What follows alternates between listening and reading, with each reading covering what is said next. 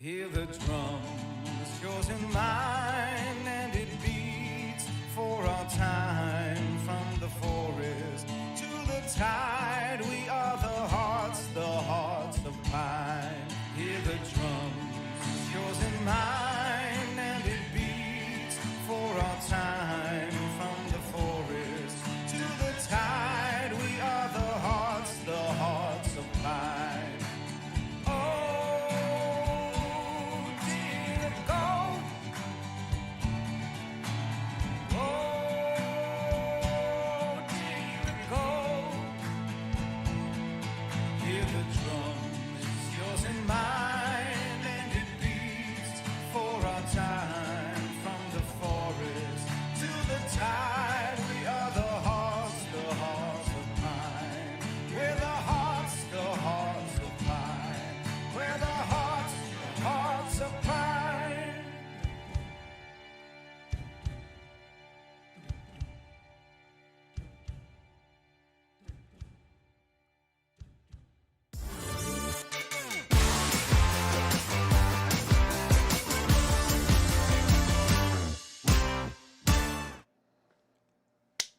Long time no see, everyone.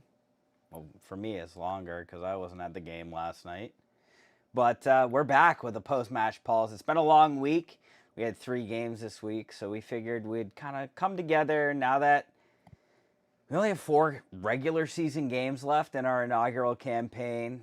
Might as well condense it down, really kind of focus on the bigger picture, break down what's happened this week, talk about all the emotions, vent a little bit, because I don't think this week panned out really how any of us expected it to. Mitchell here. We've got a new face, Ethan. Probably not new for a lot of people. You definitely recognize Ethan if you've been paying attention to anything Hearts of Pine related. Dude is everywhere, hitting the drums in the Valentine band for us. Tabor is back, and Rob is finally back. Feels like Rob hasn't been on a post match pulse in 8 years. It's been a hot minute. It was a little busy, got married, so things been happening. Congratulations. Yeah, first show back since the wedding, so congratulations to you and your new wife. So happy for you guys, but I think selfishly I'm glad to have you back. I'm excited for the newsletter I'm coming happy to out be soon. back. I'm happy Ethan could join us, and I'm happy our newest fill-in capo could be here. I think we've got a good panel for everybody tonight. It was a long week. We had 2 at home, 1 on the road, and I think we should probably start from the beginning. So last week, Texoma rolls into town, and it was bird season. The club debuted a new kit, so graciously modeled by Ethan. The new Blaze kit dropped, and uh, I think this was the most divided the fan base has been since inception. Like, you come out with a name like Portland Hearts of Pine, and you would think that would skew some people. But no, this Blaze kit has really kind of hit the shelves, and I think the fan base in a weird way. But I think the results of that Texoma game might have played a little part in its popularity as of late. But Ethan, what were your thoughts on the kit? Obviously, you're wearing it. Can you talk about how you came to owning the Blaze kit? Because I love that story. But what are your thoughts on Oh the kit? man. How did it look on field? And what were your thoughts on the reception? Well, I'll first of all thank you so much for having me, Mitch. This is an honor, dude. I wasn't sold at first. Like a lot of people in the Discord that day, it was a war zone. It was kind of crazy to watch. But I pulled up to the zoo that day, and the first thing I see are you and Spencer rocking the kit, and I just in my head I'm thinking, oh no. And then Nathan was like, hey, let's go take a ride to this place I know. It's called the Team Store. It's like, all right, I'll finish my Campbell Light and we'll go. And here I am now with the Blaze kit, fresh off the shelf. On field, they looked pretty great. They looked fire. even. Pardon the pun. I'm converted. I'm 100% converted. I think the club did a really good job. It does speak to the farther reaches of Maine than just southern Maine. What were your thoughts, Tabor? How are you feeling about it? You're in a bandit kit right now, dude. What are you Love- feeling, man? Yeah, man. I had to, switch it up a little bit. I was on day one like, this is not a great kit, but I think I've got Stockholm syndrome at this point. I've seen so many people in it. I've totally come around. I'm like, I might have to get one of those once the next paycheck comes in. Kind of want it with the MPA on the back, right? I want the name. That's the right player. That's 100%. Absolutely. As the MPA truther, we're out here Dave. representing. Yeah, I think I got to get one. It looks so good on the pitch. They went hard in that kit. Again, the result probably helps a little bit, but the players, they probably look good in just about anything, but they looked great in it. And like you said, it speaks to the rest of Maine. It's the Portland Hearts of Pine, but they represent the whole state. I think that's really important for all of us in like Southern Maine and the bubble to realize. And yeah, I'm on board now. Can't wait to buy one. More money, just take it right from me, I suppose. What are you thinking, Rob? Yeah, I mean, I think when I saw the photos, I was like, I don't know if that's the right shade of orange. I wasn't 100% sold on that. I like the idea, actually. I like how the camo kind of looks into it. But then when I showed up to the match that night, and a lot of people in the section were wearing it, obviously the team was wearing it, something about how it looks when you're in a crowd of people all wearing it is amazing. It just works really well. I haven't seen it on TV yet during a match, but I heard from some other people that it actually looks crazy good when you're watching it on TV. Like it pops immediately. So it's a great, I guess, away kit for us to wear. So we're really easy to see on the broadcast. I also think I'm probably going to pick one up fairly soon. Personally, when I went back and watched the highlights from this Texoma game, it detracted from all the extra lines on the pitch. Like, you do stare at the kit, don't you? I'm looking at the guys a lot more than the ball and where it is in space. But in all seriousness, like compared to like the Woods and Water, where it just looks like this dark blue from a distance, especially as it gets dark out, or if it's wet, or the Bandit where it looks just white from a distance. This one's distinguishable. You can tell that there's bright orange covering more than 50% of the kit, and then you can see that there's a pattern on it. And once you get those close-ups, you can see the camo. And I think my favorite part of it is I'm still finding like hidden hearts all over it. Yeah. I watched the USL show Kit Season review, and they were kind of torn back and forth on it. They weren't as hot as obviously the first two kits on this one, and I think that very fairly represents the initial reception of it. But I, like a lot of other people, it's grown on, and I'm one of the people outside of Portland, not in the really big hub where most of the fans are, where like I grew up in an area where you should be wearing orange during the fall if you're out and about. And I think that's a cool message kind of underlying it. But at the end of the day, it's a football kit, and the results on the pitch are the ones that matter, and not how good you look doing it. And in this Texoma match, I think the first half, having the orange smoke set the backdrop, we came out in typical Hearts fashion. It was a pretty slow first half. All things considered, I think we handled our business, but I think it was very clear that Texoma was coming in here for a draw. They've caught fire in the midseason and then started to chill out a little bit more. And we just kind of were putting a lot of pressure on, and Texoma was absorbing that in the first half. I think one thing that stands out to me, I had a chance to actually go back and watch the Texoma game before last night's affair against Madison, and it was the card on Adrian Forbes. We had it was very chippy. It was back and forth. Tensions were high. I think that's a given across the league right now with how tight the table is. Only having 4 teams clinch playoffs, 1 has been mathematically eliminated as of the time of us going live. So it's tense right now. There's a few teams sharing spots. It's coming down to the wire with 3-4 games to play.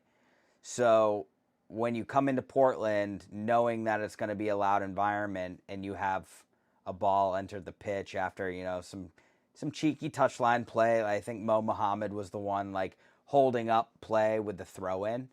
A ball spurts out that had been cleared out into the stands, and then Adrian Forbes is showed a yellow. Kind of loses his mind, as does the rest of the coaching staff. Very clearly pointing to the sideline, saying, that wasn't us, that wasn't us. But I saw Forbes take a swipe at it. I don't think he was innocent in the matter. But I think that moment really kind of showed how the officiating and how the rest of the week was going to play out with, looking back at it, 2020 hindsight. Like, it's kind of a little bit of an eerie foreshadowing on how things would play out with how games were going to be managed. Ethan, how were you feeling in the stands? The Orange Smoke, the band, it was actually our biggest band of the season to that point. We had added a few more people on at that point. What were you feeling kind of in that first half of the Texoma game where we're still riding this hot streak and the feeling is really positive around what's happening? Yeah, well, I think people could hear the brass over the drums for once, which is really, really nice. We were a little bit lopsided there for a while, so it was really great to add some horn players to our little roster. I felt really good going into this game. I mean, we had just beaten Spokane, and that was a big game for us. I think that was a really, really big game. And I thought in the first, like you said, we were a little bit slow. They were generating really good chances. And I think it was a really even half. We started to kind of find it closer to the end. But I felt really, really good going into the match. Texoma, I don't know if they were playing like they wanted to draw. I think they wanted to win that game. I could be wrong. What are your thoughts, Tabor? Yeah, I think everybody's up for it when they come to Portland. I think like for a team like Texoma that's kind of on the bubble. I mean, I guess everybody's on the bubble from fourth down or fifth down right now. It's kind of a playoff game for them, right? They come in, it's their biggest, it's probably the biggest crowd they're going to see all season long. I think they get up for it just as much as the Hearts get up for it, and that is a credit to the amazing atmosphere that we put on, I think. But it makes it tough to play, and on top of that, I think Texoma then said, "Oh, we can make it tough to play," and they just kind of like jammed the middle of the pitch. And I'm probably going to say this like 7 times over the course of the night, but like, they kind of showed Omaha and who did we play last night? Oh my Madison. God, I lost my mind. And Madison. Sorry, I can't say their names anymore. Anytime I see a flamingo, I'm out of my mind. They kind of gave them the blueprint on what they want to do here. It's jam the middle of the pitch with 3 or 4 midfielders, just kind of push everybody right to the front, let the Hearts have the ball and say, come and beat us. And it makes things really difficult. So I don't know if they came to draw, but they definitely came to slow Portland down, because I think that's the way you beat Portland right now. So yeah, we'll kind of see as we go through the other matches, but I think the atmosphere in the game was amazing. I think at halftime it really started to pop off when the bagpipes showed up. I mean, the atmosphere hit a different level. I hadn't heard it that loud there. Like, it was insane as soon as the bagpipes showed up. And credit to the whole band, everybody picked it up, and it was probably the loudest I've heard the zoo the whole time, I think. Y- Rob, you were not at the Texoma game. I was at the Texoma game. Oh, I was there actually. I never was with a mind. buddy of mine. Yeah, you guys probably didn't see me. I was there with a buddy of mine who is not a soccer fan even. I brought him to a game to kind of see what he'd think, and I brought him to a really good game because yeah, the section was kind of going off. I think probably it was the most fun I've had in the section of any match this season, just because the atmosphere was really good. I will say, just going on your point, John, about the blueprint to beat the Hearts. I think that's one challenge with being a counterattacking side like we are, is if you have a team come in and say, you know what, we're not going to attack. We're going to let you dictate play. That takes a counterattacking side and a little bit deflates them because now they have to adjust and really think about what they're going to do with the ball, not react off of what you're doing with the ball. And as we saw this week, it's something I think we still have some work to put in on. We need to figure out how to deal with teams that do come in and say, we're not going to attack. It's all you. It's something we've alluded to all year, literally all year. When we have the ball for 60+% of the game, I wouldn't say bad things happen, but nothing really good comes of it. We're really prolific when we're moving forward, when we're vertical, and we're able to open up that space quickly. When we have time to think on the ball, I think that's when the bad things happen. Like we just become sloppy. We get too critical of ourselves in the moment, and those chances go to the wayside before they even develop. Well, I think going off that point, Mitchell, if I can, I think you see it, especially last night. I think I noticed it for the first time really clearly. Our guys like to pass into space. That's something they do a lot. Unfortunately, when you have a team that decides to kind of pack in that center field like they do, there is no space. So for a lot of the time, it looks like our guys are just passing to other players on the opposing team, when that's really not what's happening. They're trained to go into a counterattacking mode. The idea is that the player that's there that suddenly gets the ball should be farther upfield, and they're not because it's not a counterattacking play. They're dictating the course of play. The guys on the opposing team are exactly in the defensive position they're planning on being in. It's hard to overcome when you have those guys being there. I'll jump in on that one too, because I didn't watch a ton of the game because I was back to hyping up the crowd and whatnot. But just looking at the stats today, and what I did watch of the game, they had 103 final third entries. Portland did. Like they just let them go in and said, "Do it, try to beat us," and they just couldn't find it. And then you look at like the number of lost possessions per player, and it's just like 20 plus, and it speaks to what you were saying, Rob. They're trying to pass into space, but when that space isn't there, but that's what they've been trained to do. What's plan B? And I'm sure Bobby's drilling them every week on that too, but it's it's got to come sooner rather than later, because once they get it, if they get into the playoffs, when they get into the playoffs, that's how you do it. Like that, it's all going to be 1-0 games like from here on out, essentially, and you hope it's on the Texoma side of things and not the Omaha side of things. Yeah, and I will say, like, the belief is there. Like, the ability is there, and it's not for a lack of work ethic what has come from this week. It's very tactical what has happened, and a little bit of misfortune. But I don't think it's for a lack of effort. It's very clear that we are playing a system. We're playing our way, and we're sticking to it, and we're confident in it, that it will work. But to your point, when Madison rolls in or when Texoma rolls in and that isn't happening, how do you find the ability to get yourselves over the line? Fight no matter what to get over the line and get the result to get to the next game. And after, the first half in Texoma. We roll in, and we get a 1-0 result at the hands of some great team play. In the second half, as the 75th minute, probably for the 10 minutes before that, we're building really, really strong attacks.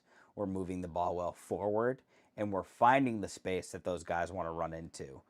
And you see 7 people touch the ball, I think, in the lead up to that goal, and it ends with a beautiful ollie right through ball into Nathan Messer into the perfect space to slot it home, and that's the decider right there. And I want to stop here and kind of talk about the emotion that we all experienced when that happened. We've spent most of the season watching the Hearts attack the second half on the opposite end of the pitch. Some of the best moments of the year have come when they're scoring goals in front of the Zoo. You see Ollie Wright jumping the fence and celebrating with his dad. We have the Wada bow to the supporter section. And now we have Nathan Messer in the new kit, I think, kind of exploding with, what we're all feeling. And I think he's the player on the pitch that demonstrates it the most vocally, if you will. Him and Ollie. Obviously, we talk about them all the time. But when you have a player run over to the sideboard, go across his chest over Maine, and kiss the badge as passionately as he did in front of the section, it shows how much it means to this team and these guys what's happening in Portland. And I think that shows the bigger picture at hand. I think at this point we all know what the goal is. We all know what is the focus. And for that to come 15 minutes before the final whistle in front of the supporter section, Ethan, tell me a little bit about what you feel in that moment when a player celebrates like that in a big game. I mean, look, these guys know the work that we put in, and they know very well by this point how much games like this mean to us. And I've been waiting for a while for somebody to do a badge kiss, Selly, and that was sorry, using hockey terminology, Selly. That was an electric moment. I had a perfect view standing in the Zoo of the ball just sailing in. And it was funny to hear Messer in his post-game interview saying, like, at this point in the game, like, I'm just going to shoot it. And I think more players should take on that mentality. I know, like, MPA has been doing it too, just trying to get bangers from outside of the box. Like, it's that point in the season, like, we need to start taking chances like that. But as far as that goal, it was, I've never heard Fitzpatrick that loud to this point. That was a season highlight, easily. How are you feeling, Tabor? I know you, megaphone in hand. Yeah, that was like a top 10 like sporting moment, really. Like to see like the pride of him realizing like this is, we say it because we saw on the Instagram die for the badge, but like that was like a die for the badge kind of moment right there. And like you can't fake that.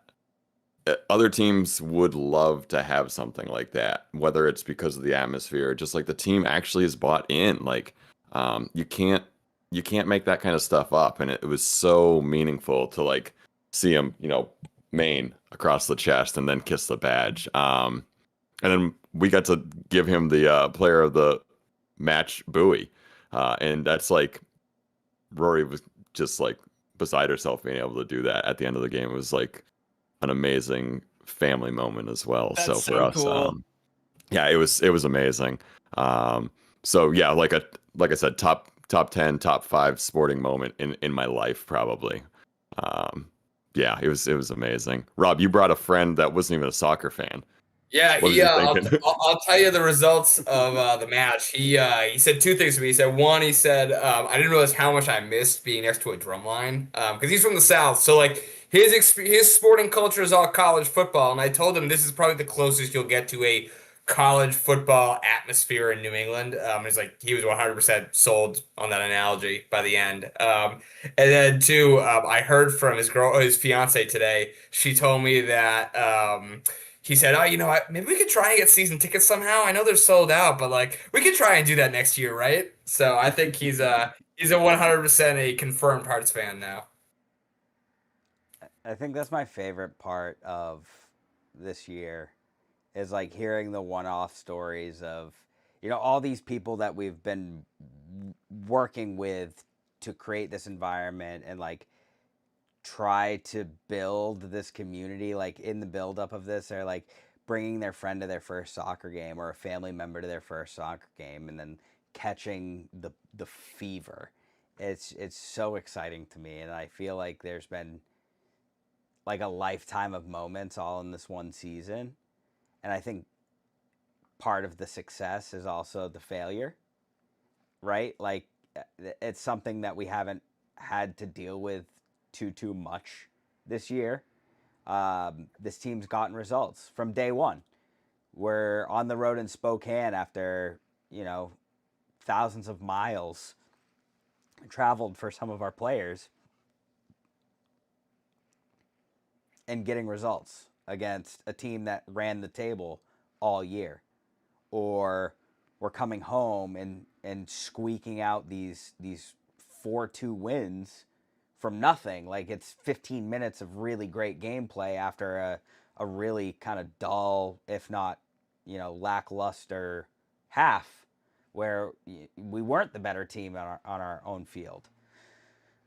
So after 8 games unbeaten, I think some complacency from the fans has kind of come about, like this is expected, which it's not. It can turn on a dime, and Bobby warned about that in the last Coach's Corner.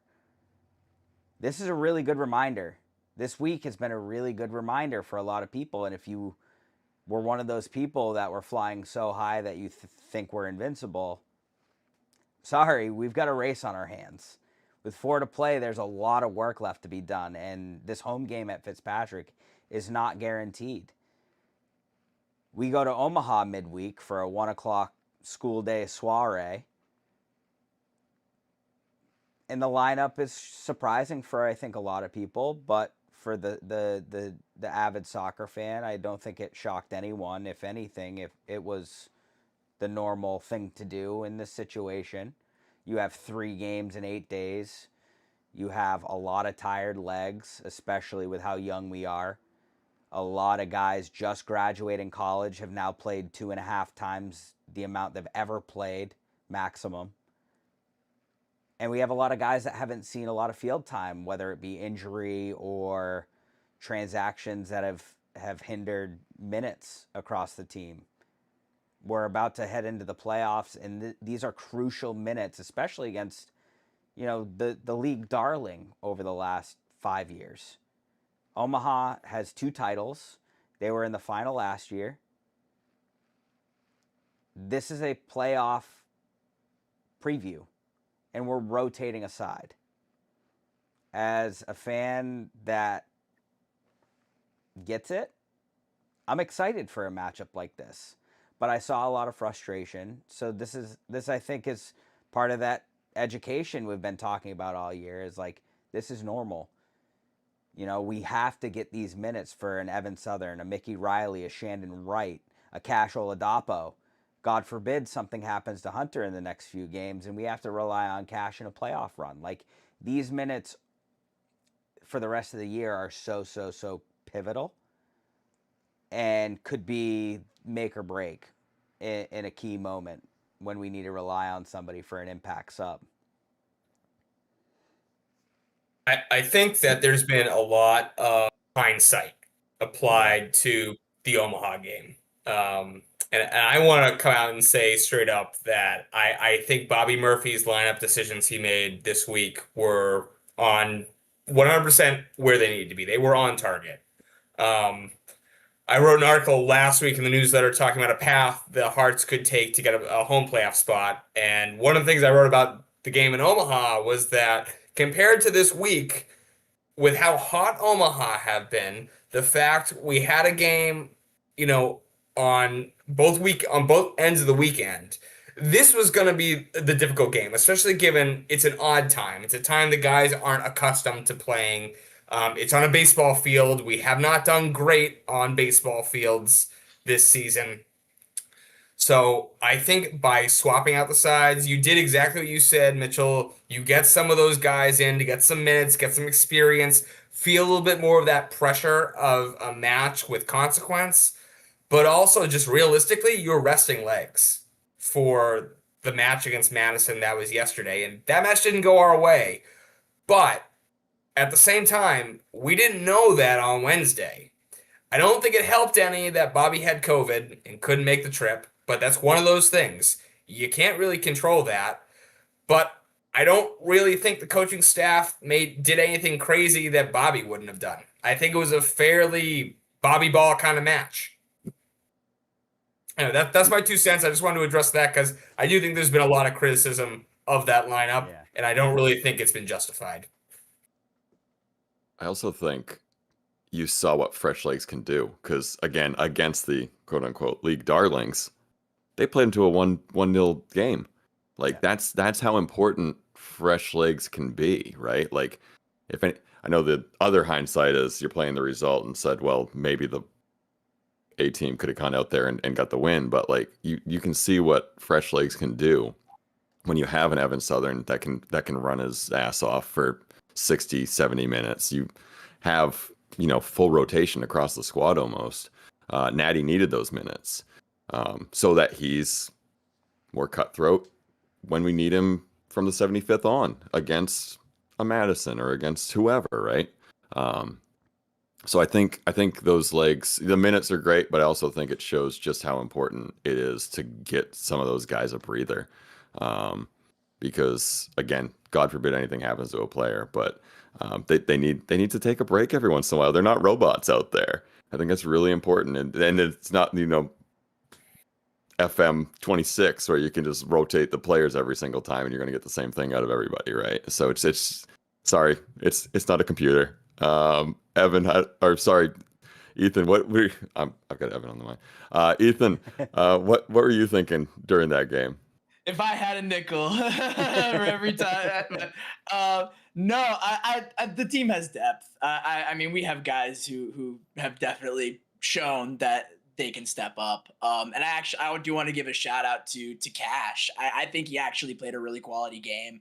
I think the goal that Omaha scored, I mean, like Cash's quality game, it was a quality goal. I mean, Ostrom put a beautiful ball into the box, and I don't think there was much that he could do about it. But the saves that he was making throughout this game were quality. And I honestly God forbid something happened to Morris, I feel confident in Cash. I think he's a really, really solid backup. And I think he showed it in that Omaha game for sure. I was actually very impressed with his play. It was a huge step forward after, I think, some shaky performances with some unfortunate decisions. I think out of everybody on that pitch, like, Tabor's high on Evan. I think those minutes for Evan are valuable. I think the minutes for Mickey are valuable. But I think most importantly, Noah up top getting minutes, because I think scoring is going to be the most important, thing moving forward. I'm not concerned about our defense. I'm not concerned about our shape. I'm not as concerned as I was on set pieces. I think confidence to take a game by the scruff and scoring a goal when it's needed is going to be the most important thing. And having a guy that's confident on the ball and taking that shot from top to bottom of the depth chart is going to be the most important thing. And I think not being able to get a goal out of this Omaha game is frustrating. But at the time, not worried about it. All things considered, Bayside. We watched the roof. We watched on the roof at Bayside. The sun was shining. It was a beautiful day. It's always a beautiful day when the Hearts are playing football. I do want to say though, we do need to ban the 1 o'clock in the middle of the week games. It's something just felt a little weird about it. I don't think it meant anything on the pitch, but I think for me personally, it's just like, man, this doesn't feel right. I'm drinking at 1 o'clock, man. This is not that wouldn't be my first time, but it's also like it's a Wednesday. I gotta work tomorrow, man.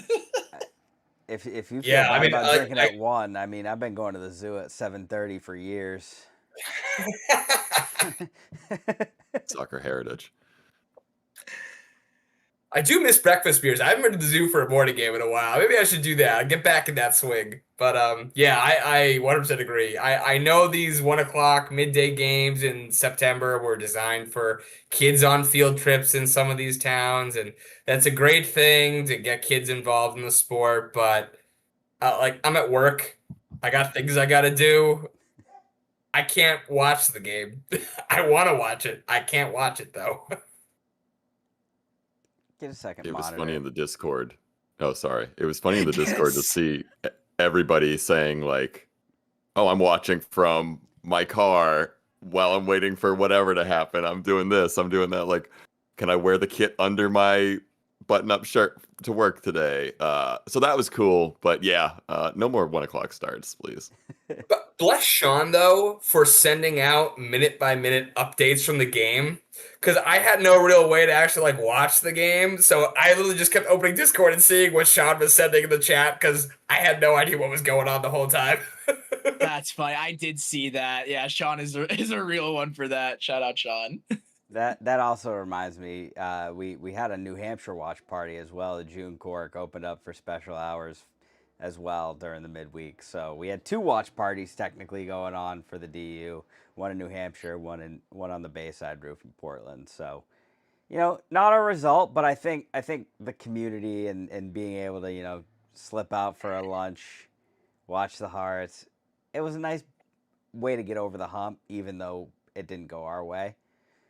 And I think after that game and talking with everybody and being like, okay, all eyes on the prize. We already had to talk the group down. We're like, the boys are getting minutes. We're focused on the weekend. Hello, Forward Madison, and welcome to Portland, Maine for your first soiree at Fort Fitzy. Right out of the gate with this matchup, I felt bad about it. I'll be honest. As soon as kickoff happened, I was happy with the lineup. I was happy with the energy, the noise. I unfortunately, this is the only game that I wasn't at Fitzy for this season. I already made the promise. I'm never missing a game again. My bad. No, Mitchell. No. It was because I washed my kit that morning. That's why it happened. I was really stupid. Wild, man. I was really dumb. I'm going to be honest. It was starting to smell a little bit. I didn't want to offend anyone in the section. So that morning I said, you know what? I'm going to wash the kit. I am the biggest fool. I can't believe I'm it. the could be biggest the fool. goose. I am so sorry to the community. I apologize profusely. Please, I promise I will never make that mistake again. David chimed in. It's the goose. I love how everybody's passing the buck around this one. Like we can't 100%. we can't figure out what the source of this game was, but it wasn't. It was not fun. I don't think across the board for anybody. But I was watching on TV. It was the loudest it's been at kickoff, notably, like very, very loud at kickoff. We play a quick ball in over the top, ball goes out. Madison starts playing it forward. It comes back the other way, and Wada gets absolutely cleaned out at the top of the box. Yep. And when there was no advantage, the referee's head was the opposite direction already. I just kind of bit my tongue and prepared for what was going to happen. I was hoping it was going to get better, but I think my pattern recognition was like sending me the waves. I believed from the get go that we would come out, and I think our work ethic is something that can't be questioned at this point. I think this team works harder than any team they're facing, no matter what. But when the official wants to insert themselves in the match, I think it's evident. And I'm not saying it was just one sided, it was equally bad both ways. It was, I will preface it with that, and I'll spread the conversation after this. The refereeing was atrocious, both sides of the ball. Madison should have had 2 extra goals. I will give them those. But when it comes to physicality and calling a game both ways, this was the polar opposite of that. Ethan, I will send it over to you as resident drummer and resident human Muppet, if you will. Again, if I had a nickel. President of vibes. In the stands, in the zoo last night, after the Omaha game, what was it like building up to the match? How was the energy? And was Fitzpatrick kind of ready to lift this team forward? What were you feeling in the build up to this? Because I know you were at the zoo a little bit earlier too, playing Simbinho, losing Simbinho, if I hear this correctly. Sorry.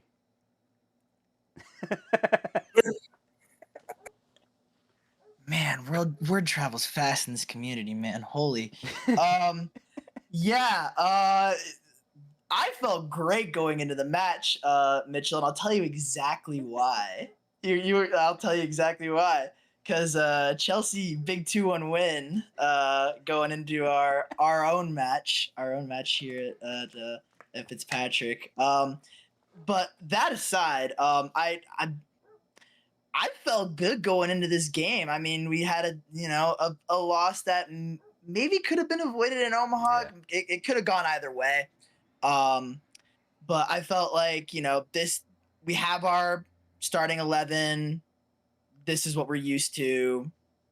These guys are not in playoff contention. Like, they're not in a playoff spot, rather, excuse me.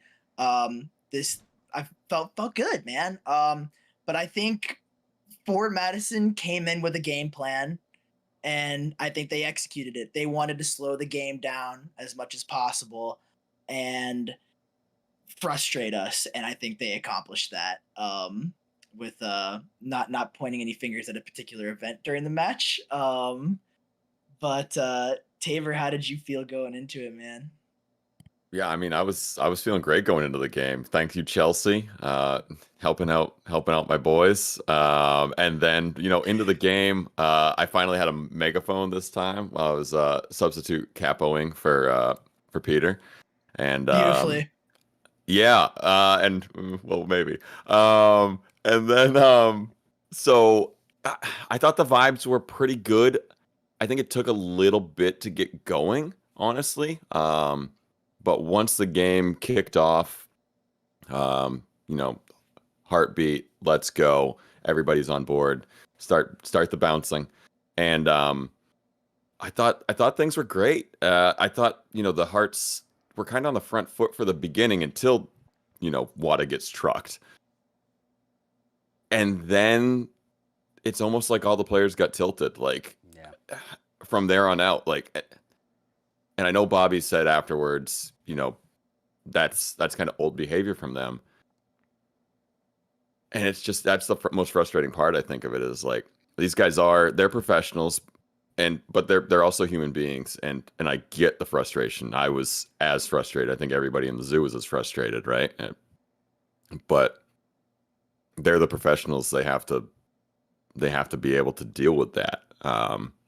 So it was a tough watch, because once the first 20 minutes were gone and Hearts weren't really on it anymore, those next 70 minutes were kind of hard to watch. And not just, yes, they still tried, but it wasn't what we were accustomed to, for sure, watching them at home, for sure. Rob, I don't know what you were thinking and feeling Yeah, at that point. I think so. Beginning it was great. Section was normal. I think that was the general overall vibe. I think it really started to go significantly off the rails when the penalty was called. Um, I think before then we saw a lot of little individual things, and we've seen some odd refereeing choices this season, and we've kind of just accepted them at this point, I think. Um, when that happened, I think we started to perhaps notice a pattern in this referee. It was very strange. I didn't really understand his vibe the whole night. Um, I'll straight up and say I hate how Madison play. You know, it's a way to play football, sure. I think it's a terrible way to play football. It's absolutely atrocious to watch. It sucks when you're just holding shirts, flobbing on the ground. It's not attractive to watch. It's like this. It's the same as watching slow baseball. No one enjoys watching it. It's just dumb. It's stupid. It slows up play. I can't say enough bad things about it. Um, but yeah, I think once we started to notice that pattern was going on in the game, it just deflated everything, and people just started getting angry in a way where it's uncomfortable to be at a match and have that many angry people around you. Um, and I think the guys on the field were feeling that anger. It was flowing down into them. I don't think they handled it well. I 100% agreed with the comment that Bobby Murphy made to the Press Herald afterwards, where he said pretty much we acted childish last night. And he was right. The guys towards the end of the game, there were some really childish decisions that were made. And it was disappointing to see that. But personally, I can see where it came from. I understand the frustration. They handled it very poorly. But, between the way Madison was playing atrocious football and the way the ref seemed absolutely okay with that atrocious form of football, I understand why they were frustrated. My immediate thoughts went back to the first meeting in Madison when we see Shandon Wright give up a very early penalty. Makes me kind of question that a little bit more. But the way that was called, Shandon gives up the penalty, the referee plays advantage, and it leads to Patty getting injured. It's an aggressive physical brand of play that Madison establishes immediately. And this time, we let it get under our skins. Like the last 2 months over this unbeaten streak, we're talking about maturity and this team growing up in front of our eyes.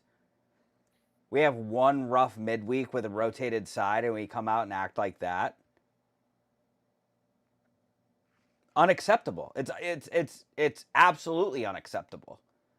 And everybody that's paying to be there as fans have every right to be pissed off with that. But I also think we've done a very good job of establishing a unique way of looking at things. We've taken the high road a lot. We've looked at the positive side of things, and I know we're rushing kind of to the end of it, but I kind of took a retrospective look at this game through all the pictures that the photographers took and all of the carousels that got released today and how positive it was. As somebody who wasn't there and watching it on TV and hearing it live, how angry everybody was in the stands, me included. I was sitting on a couch, fairly certain everybody could have heard me from where I was. I think as fans, when it gets to those moments, we have to do our jobs of being a supporter group and changing that narrative to be a positive uplift when things aren't going our way. And maybe that's just easier said for me, kind of having my first game, looking on the outside in at what we do as supporters and how we support this club. But when the going gets tough, the supporting doesn't stop. We don't just get mad and place blame. Mainers pick up their bootstraps and get back to work, right? We can't sit here and stew on it. We have to fix the issue and come out better and stronger from it. And in that first half, seeing Derek Gebhard take advantage of a very rare Sean Vinberg lapse in defense. I will also say, where was Mo Muhammad on that? You know, it felt like Mo was almost pushing up the field in unison with Nathan Messer, opening up both wings for the counter. So it invited that counter pressure. So you have Walter dropping back, playing man defense. Sean had to step in, misses it, and Gebhard touches it and slots it in. 1-0. Hearts are on the back foot again at home. How do we react? We need to go out and be stronger, and we didn't do that. I think we tightened up our passing a little bit as we moved through that first half. We alluded to it earlier. We play it into space a lot, and when that space isn't there, it's very evident. It looks like we've never played together. It looks like guys are throwing balls into ghosts. Yeah, it looked like early season. It gave early season vibes for sure. But to your point of positivity from us, I there's two people I want to give a shout out to. One is Dana. I mean, seems obvious, but Always. I mean, as soon as they score that first goal and Gebhard just comes over to the DU section and, you know, flaunts it on us, giving us the, you know, this, Dana just that's when she goes all in. That's when you see her go crazy. And that in turn lifts me up because towards the end of this game, the next person I want to give a shout out to is Bass.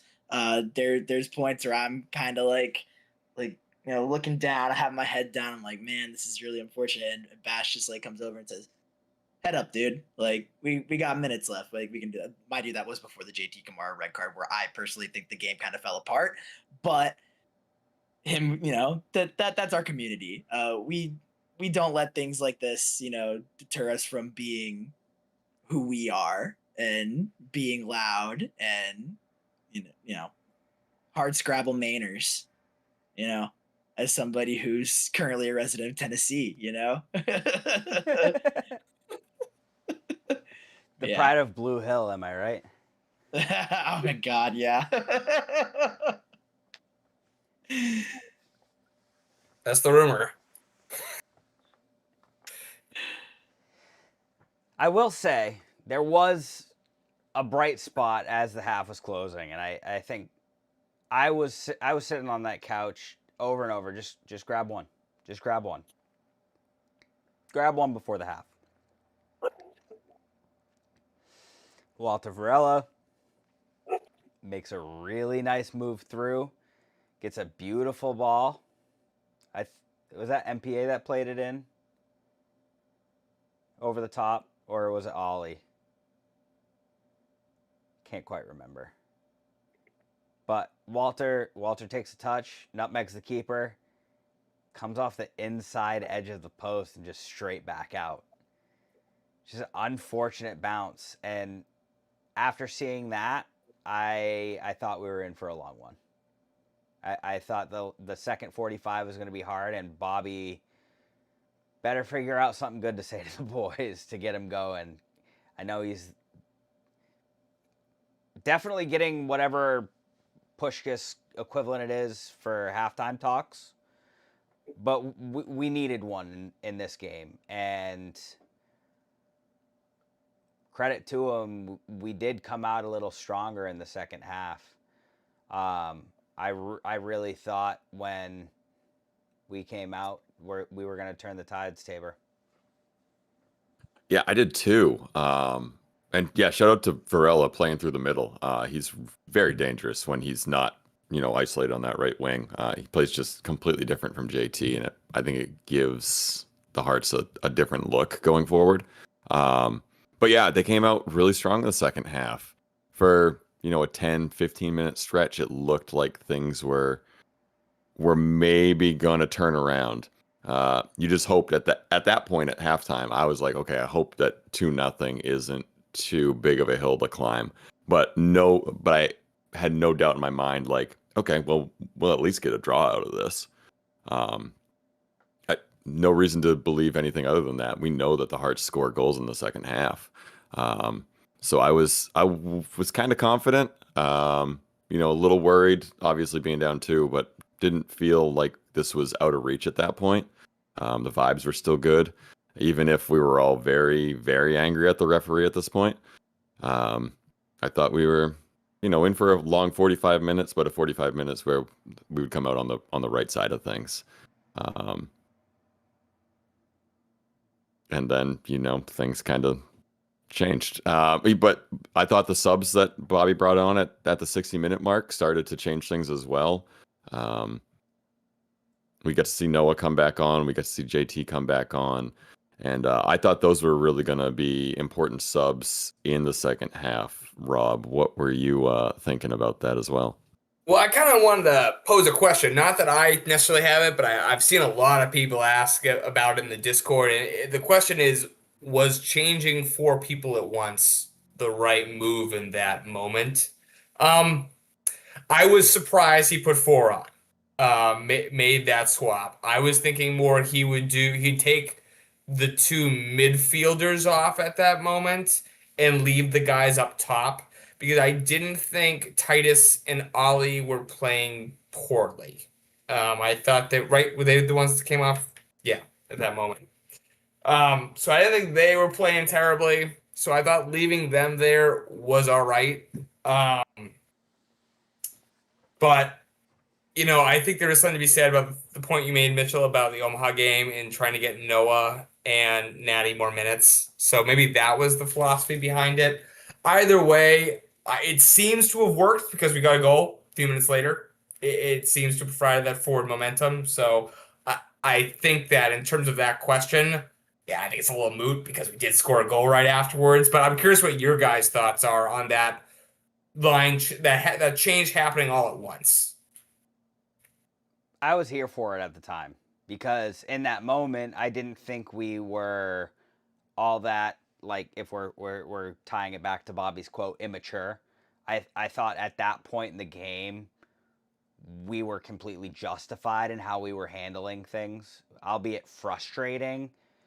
So 4 subs at that time, to me, seems like we're going for it. We're very attack-minded. We're trying to add more creativity. We're trying to add more veteran presence. So maybe Bobby sensed a little bit of that immaturity bringing Keegan on in that moment.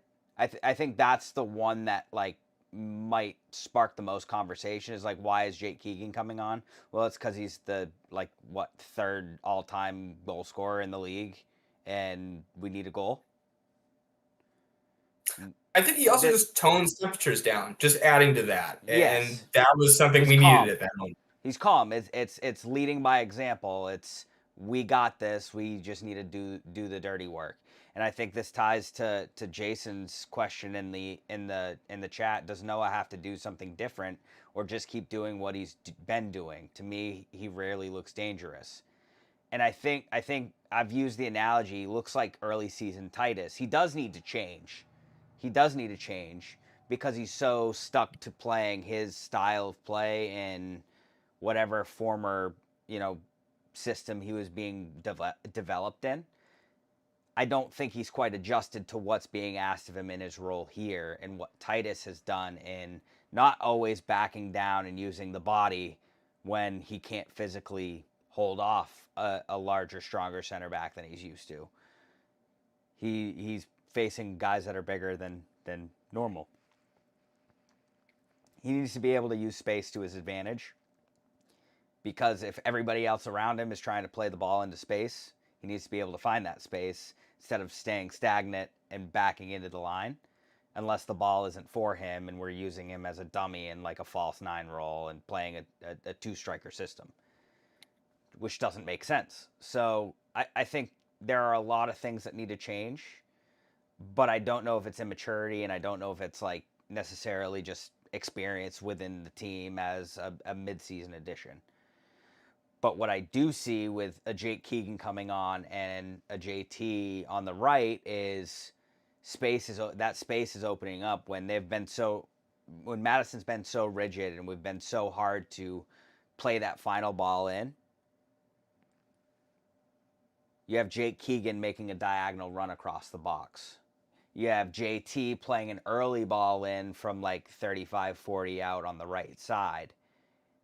And it creates chaos. We hadn't really created anything chaotic in front of net. We hadn't tested the keeper. We hadn't made the center back pairing really switch or question who's running or who do I need to mark in this situation. So adding 4 guys in at the 60th minute to completely change our shape, completely change how we're attacking the box was the right move in that moment. And I think because of the growth over the last eight games, because of the maturity we've earned through the hard work we've put in, it makes it feel harder when you don't get those results or the emotion gets the better of a team.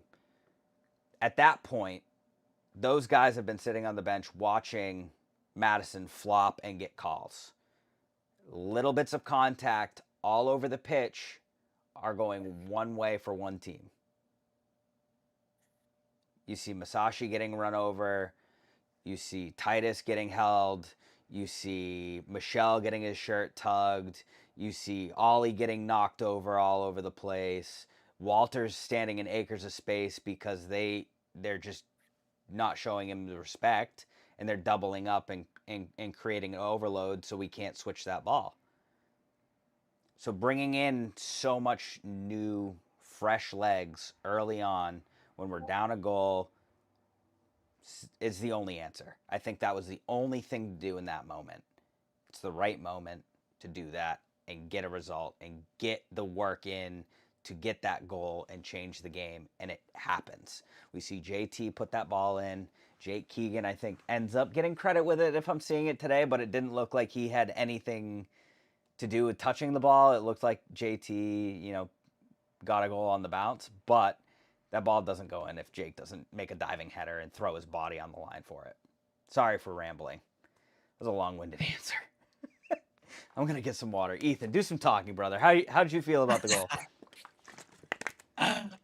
No, I also felt good about the changes. As far as the maturity side of things, I think for a lot of guys, this could be turned into a learning lesson. For a lot of these dudes, it's their first time in a league like this, and playing for Madison's brand of football. Maybe I could be wrong, but things just kind of fell apart after the JT Kamara red card, and that was kind of disappointing. But I think there were a lot of moments where we showed pushback before that.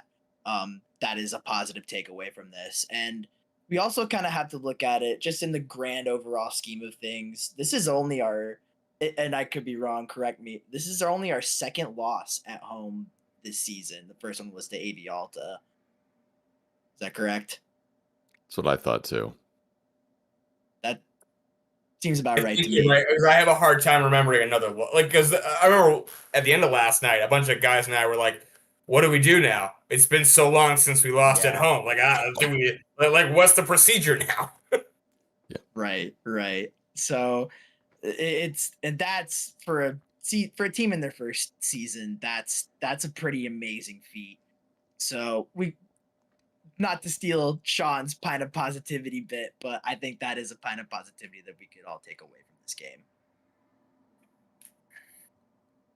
And Jason in the chat, first back-to-back loss. Like, that is true. First year, season full of firsts. And, sorry, go ahead. I was going to say, and a lot of people, not to start the victory lap early, but like a lot of the USL writers did not have Portland where they currently are at. 13th. In fact, it was the second to last. Yep, that was the ranking before the season started. So been saying it, from the beginning, like it's a young team. They're learning as they grow. And sometimes you're going to take a couple steps forward and you're going to take a couple steps back. It's just going to happen. And this might have been one of those, 2 steps back kind of weeks, unfortunately. You hope everybody learns from it. You hope they at least take something away from, Omaha, if it's X, Y, or Z, and then they take something away from last night. I think everybody probably took something away from last night at the end of it, and you just hope that they come out stronger next Friday night. Not an easy game. No, They've got a nasty run in. We're facing what, all top 5 teams. Yeah, Not great. Besides Westchester. Right. We're going to Westchester. Knoxville. We're going to Knoxville at the weekend. 5 days. We got 5 days off. Do everything in our power to rest, recover, restore the mental, and really figure out what's important over the next 20 days. We've got 20 days left of our inaugural campaign. 10-25 against AV Alta is our last regular season match. It's crunch time. Every minute matters at this point. And we can't get too far ahead of ourselves. We're the new kids on the block. We have a lot to learn. But I think we've learned what level to expect of officiating in this league. And last night was subpar. I think in conclusion on last night. I want to go a step further, Mitchell, only because I do think a lot of people. This is my soapbox. I'm so sorry. You're all gonna have to listen to me on my soapbox for a minute, but I'll admit I've only been a soccer fan for a few years now. But there are a lot of other people I talked to last night that have been soccer fans longer than I've been alive that said that was the worst officiating they've ever seen. And I will say, looking forward, because I don't think it's worth talking about last night, it's over. Looking forward, I really do think that the level of play you see in USL 1 has grown a lot in the last whoever knows how long. The refereeing we saw last night, I don't think would cut it in the NCAA. It has no place in the professional game to referee at that level. It was really bad. The USL and the PRO, the Professional Refereeing Organization, need to sit down and talk about what went wrong last night and figure out a plan forward. Because I'll tell you, as a fan, I don't want to watch a game like that again. I don't want to watch that kind of refereeing. I want to see professional calls. It's a hard game. It's a hard game to referee.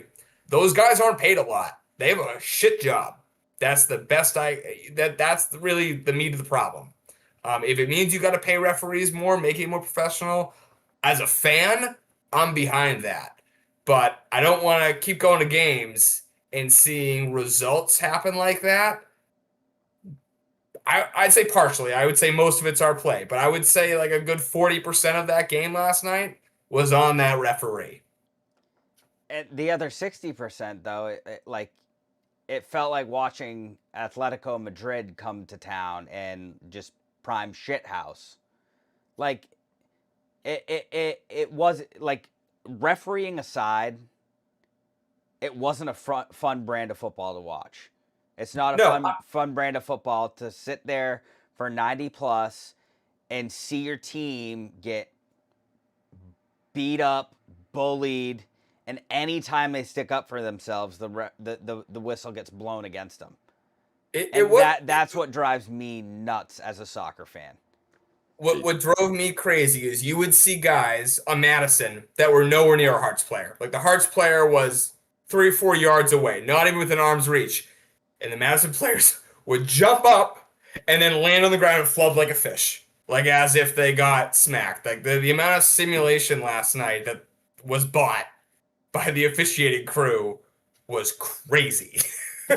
I will say, whoever ate a forearm shiv from JT Kamara, he wore one. Like it was. I know it was hard to see from probably the supporter section, but on TV it was clear as day. They had him like zoomed in, like they were the only two people on the, on the feed. JT just walks 5 yards over and just bop. You know, it's a red card, but you're sitting there watching your teammates get bullied. You know how Madison's going to react. You need to keep the head, be the bigger person, and earn it with your style of play, not with your elbows. We got to do better. We got to do better.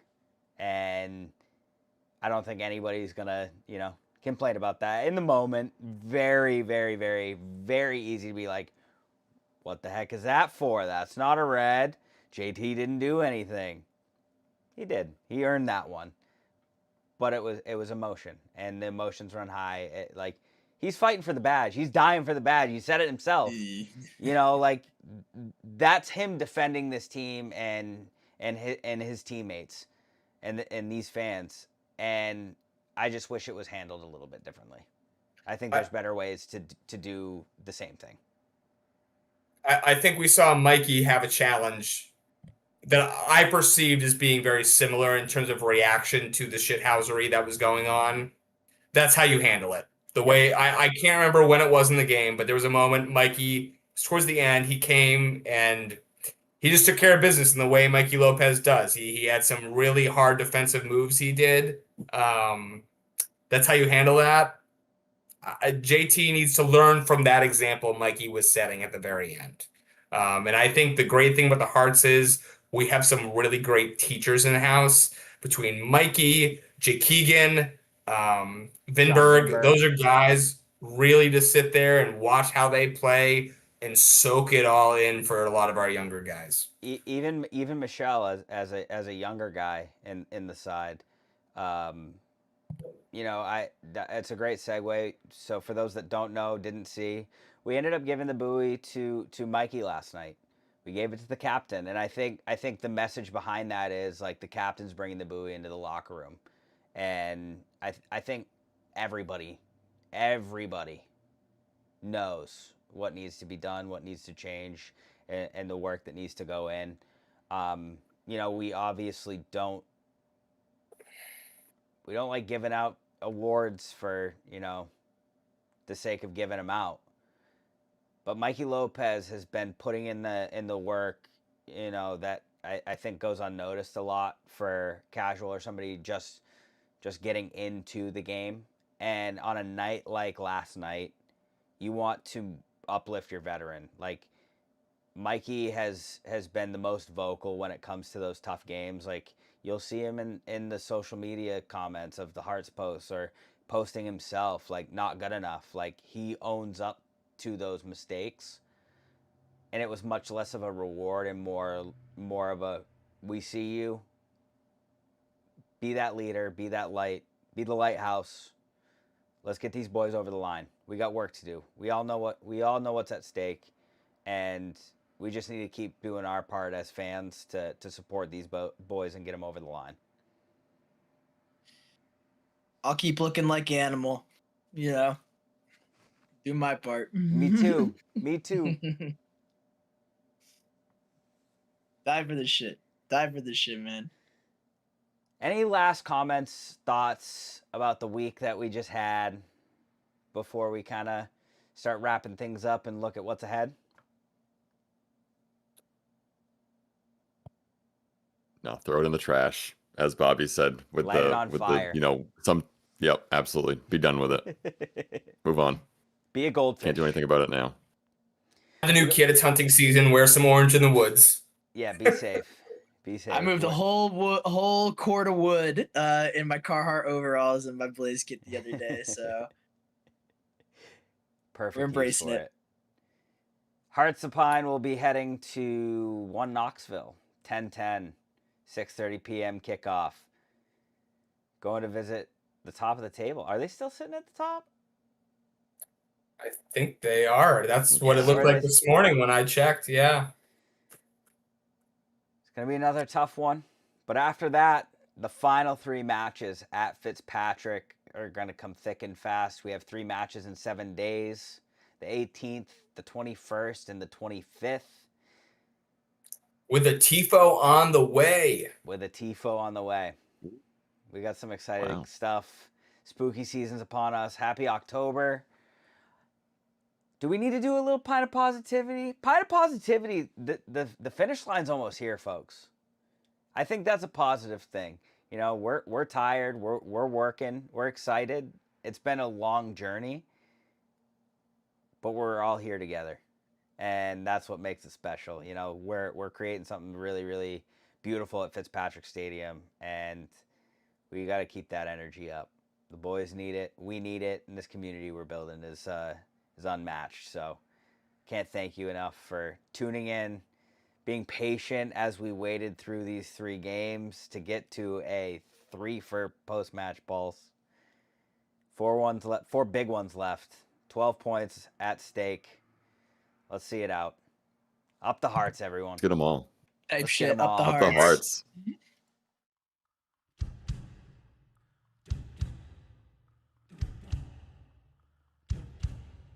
Hear the drums, yours and mine.